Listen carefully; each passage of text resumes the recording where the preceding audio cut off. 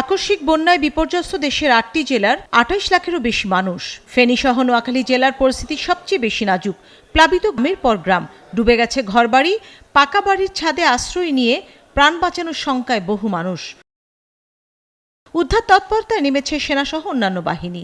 এই পরিস্থিতিতেই সকালে রাষ্ট্রীয় অতিথি ভবন যমুনায় জরুরি বৈঠকে বসে উপদেষ্টা পরিষদ।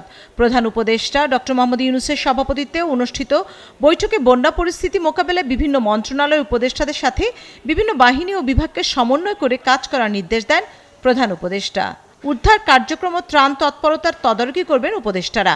এমন পরিস্থিতিতে দেশবাসীর সহায়তাও চান উপদেষ্টারা।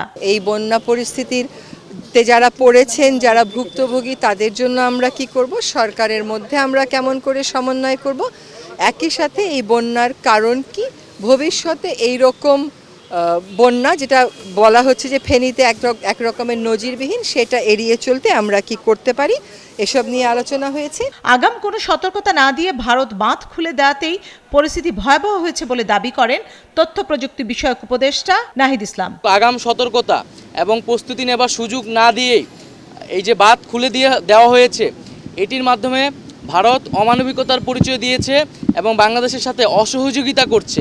দুর্যোগের এই সময় বিত্তবান সহ সবার সহযোগিতার আহ্বান জানান তারা।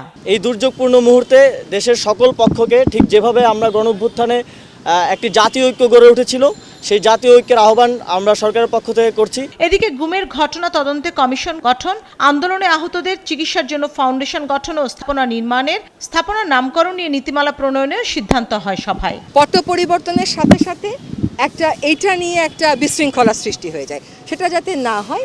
পাবলিক রিসোর্স, আপনার আমার টাকা দিয়ে যে প্রকল্পটা হয়, সেই প্রকল্পটাতে আপনার আমার ইচ্ছাটাকে প্রতিফলন করে এমন নামকরণ যাতে হয়। ছাত্র জনতার গণ অভ্যুত্থানে সবাই যেভাবে মাঠে ছিল, সেভাবে বন্যা পরিস্থিতি মোকাবেলায় এগিয়ে আসতে দেশবাসীর প্রতি আহ্বান জানান উপদেষ্টারা। শানা শারমিন, ৭১, ঢাকা।